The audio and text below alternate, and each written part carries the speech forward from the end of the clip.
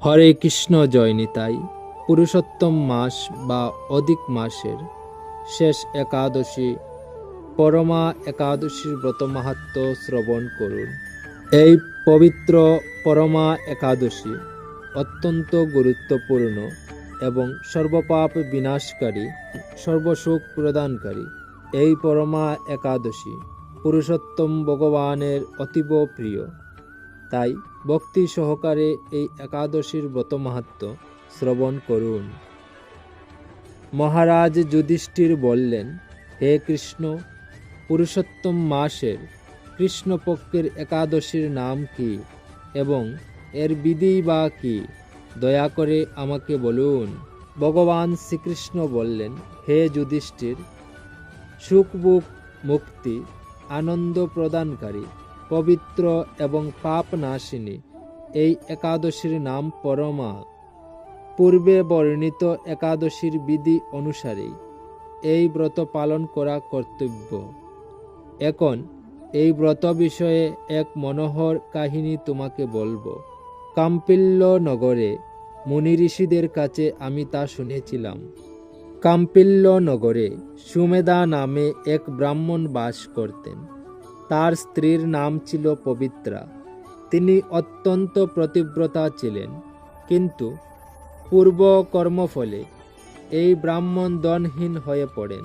ভিক্ষা চেয়েও তার কিছুই জুটত না, কিন্তু তার স্ত্রী নিজ পতির সেবা নিষ্ঠা সহকারে করতেন।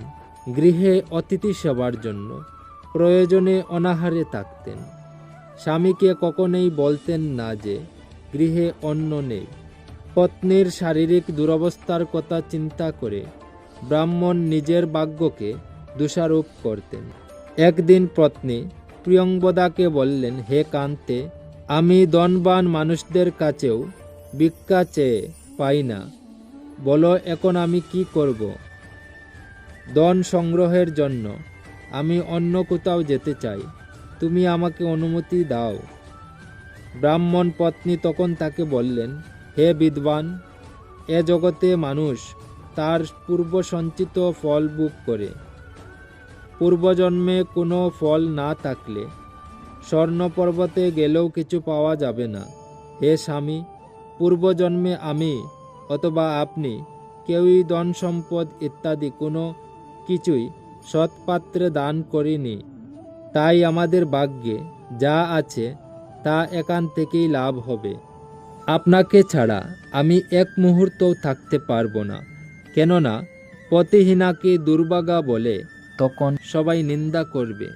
অতএব এখানে যা ধন লাভ হয় তা দিয়েই দিন যাপন করুন। ওই বিচক্ষণ ব্রাহ্মণ পত্নীর কথা শুনে ওই নগরেই রইলেন। একদিন মুনিশ্রেষ্ঠ কৌণ্ডিন্য সেখানে এলেন। তাকে দেখে সুমেধা খুব খুশি হলেন। ব্রাহ্মণ সস্ত্রীক মুনিকে প্রণাম জানালেন। সুন্দর আসন দিয়ে তার পূজা করলেন। ওই দম্পতি আনন্দ সহকারে মুনিকে ভোজন করালেন। এরপর ব্রাহ্মণ পত্নী জিজ্ঞাসা করিলেন, হে মুনিবর, কিভাবে দরিদ্রতা নাশ হয়? বিনা দানে কিভাবে ধন বিদ্যা স্ত্রী লাভ হয়? আমার স্বামী আমাকে এখানে রেখে ভিক্ষার জন্য দূর দেশে যেতে চান, কিন্তু আমি তাকে যেতে নিষেধ করেছি। এখন আমাদের ভাগ্য বশে এখানে আপনার শুভাগমন হয়েছে। আপনার কৃপায় আমাদের দরিদ্রতা অবশ্যই নাশ হবে। দরিদ্রতা বিনষ্ট হয় এমন কোনো ব্রত বা তপস্যার কথা আপনি কৃপা করে আমাদের বলুন। এই কথা শুনে মুনিবর বললেন, হে সাধ্বী, পুরুষোত্তম মাসের কৃষ্ণপক্ষে পরমা নামে সর্বশ্রেষ্ঠ এক একাদশী আছে। এই তিথি ভগবানের অতীব প্রিয়তমা। এই ব্রত পালনে মানুষ অন্ন, ধন সম্পদ আদি সবই লাভ করে থাকে।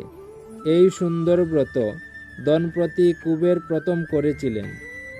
রাজা হরিশ্চন্দ্র এই ব্রত পালনে স্ত্রী, পুত্র ও রাজ্য ফিরে পেয়েছিলেন। হে বিশালাক্ষী, এই জন্য তোমরাও এই ব্রত পালন করো। হে পাণ্ডব, কৌণ্ডিন্য মুনির উপদেশে পতি পত্নী উভয়ই একসঙ্গে বিধিমতো পুরুষোত্তম মাসের পরমা একাদশী ব্রত পালন করলেন। ব্রত সমাপনের পর রাজভবন থেকে এক রাজকুমার তাদের কাছে এলেন। ব্রহ্মার প্রেরণায় তিনি বহু ধন সম্পদ, নতুন গৃহ ও গাভী এই দম্পতিকে দান করলেন। এই দানের ফলে মৃত্যুর পর সেই রাজা বিষ্ণুলোক প্রাপ্ত হয়েছিলেন। এইভাবে পরমা ব্রতের প্রভাবে ব্রাহ্মণ দম্পতির সকল দুঃখের অবসান হল। যে মানুষ এই একাদশী ব্রত পালন না করেন তিনি 84 লক্ষ যোনিতে ভ্রমণ করেও কখনো সুখী হন না। বহু পূর্ণকর্মের ফলে দুর্লভ মানব জন্ম লাভ হয়। তাই মানব জীবনে এই একাদশীর ব্রত পালন করা অবশ্য কর্তব্য। এই মাহাত্ম্য শুনে মহারাজ যুধিষ্ঠির তার আত্মীয়বর্গের সঙ্গে এই ব্রত পালন করেছিলেন। এই বলে ভগবান শ্রীকৃষ্ণ যুধিষ্ঠির মহারাজের কাছে এই পরমা একাদশীর ব্রত মাহাত্ম্য সমাপন করলেন। এই ব্রত মাহাত্ম্য শ্রবণ করে যদিও আপনাদের একটু উপকৃত হয় এবং ভালো লেগে থাকে তাহলে এই চ্যানেলটিকে সাবস্ক্রাইব করে ভিডিওটিতে একটি লাইক করে জয় শ্রীকৃষ্ণ কমেন্ট করে আমাদেরকে ভিডিও বানাতে আরও বেশি করে উৎসাহিত করবেন এবং আমার ভাষ্যে যদিও ভুল হয়ে থাকে তাহলে ক্ষমা সুন্দর দৃষ্টিতে দেখবেন। জয় শ্রীকৃষ্ণ, জয় নিতাই। সকলেই ভালো থাকুন, সুস্থ থাকুন, ভগবান শ্রী কেশবের কৃপা লাভ করুন।